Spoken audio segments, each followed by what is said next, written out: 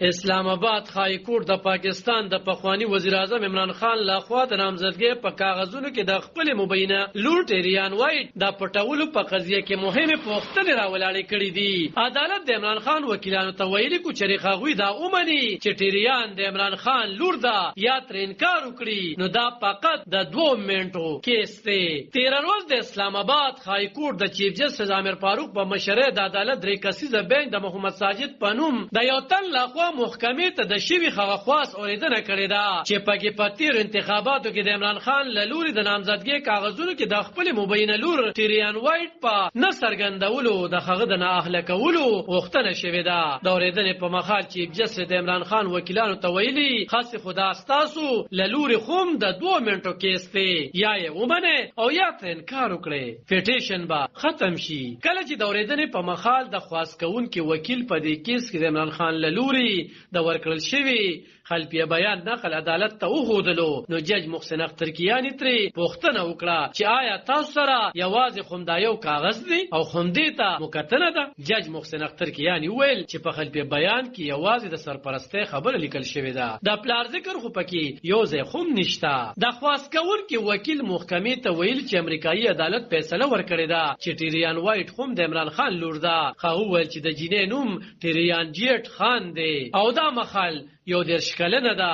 کله چې مور مړه شوه نو عمران خان نه د سرپرستۍ اجازه غوښتل شوې وه. وکیل په خپلو دلایلو کې وویل که چېرې عمران خان د دې جینۍ پلار نه و نو بیا به یې د سرپرستۍ اجازه څنګه ورکوله خو هر کله چې هغه د جینۍ پلار و نو دا اجازه یې ورکړې ده. په دې جسټس محسن اختر کیانی ویل چې د کیلیفورنیا د عدالت فیصله خو د ایکس پارټۍ کاروایی ده. تاسو ته به په ډېرو واضحو ټکو کې د عمران خان هغه اعتراف ښودل وي چې عمران خان دغه جینۍ خپل لور منلې ده. ورته زیاته کړه کو چېرې جینۍ په خپله خوم ویلې وي چې عمران خان د هغې پلار دی نو دا په عمران خان پسې اړه نه لري. د جج وینا وه چې پاکستان کې زیات خلک د ماشومانو سرپرستان دي خو هغوی یې پلارونه نه دي.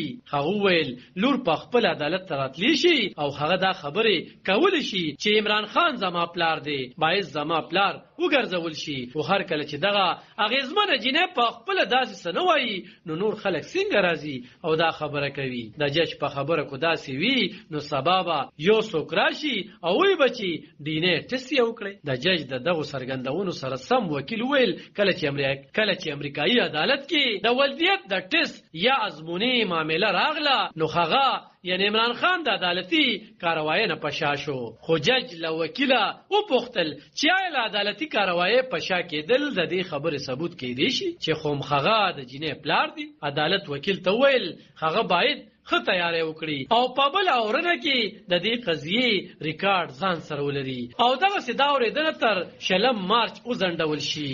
د میل آنلاین رسنۍ د رپورټ له مخې ټیریان وایټ په کال 1915 کې جمایمه خان سره د عمران خان له واده 3 کاله د مخه زیږېدلې وه. د ټیریان مور سیټیا وایټ د برطانیې شتمن کارخانهدار ګډن وایټ لور وه او د 1980 د لسیزې په وروستو کې عمران خان سره د هغې لیدنه د لندن په ټرم نایټ کلب کې هغه وخت شوی وه چې عمران خان د کرکټ د یو وتلي ستوري په نوم په ګرده نړۍ کې شهرت لرلو. میل آنلاین وایي چې عمران خان سره د لږ وخت په اړیکو کې بیا د سیتا وایټ لور وزیږېدله. خو وایي چې د هغې له زیږون لږه موده وړاندې سیتا وایټ د امریکې لاس انجلس ښار ته کډه کړې وه چې دغلته یې په کال 1992 کې ټیریان زیږولې وه.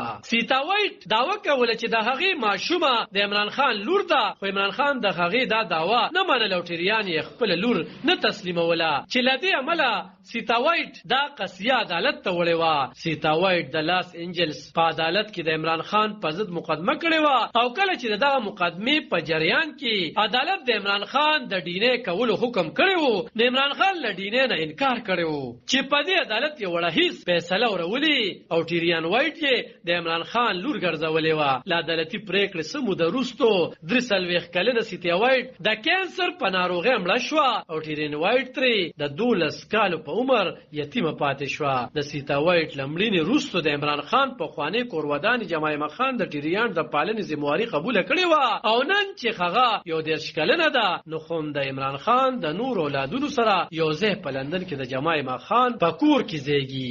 د ټیریان د زیږون د یوې کلیزې په موقع جمایمه خان د هغې سره اغوستل شوی عکس په ټولنیزو رسنیو خور کړی و او ورته یې لیکلي و دې هوښیارې جینۍ ته دې د زوکړې ورځ مبارک وي.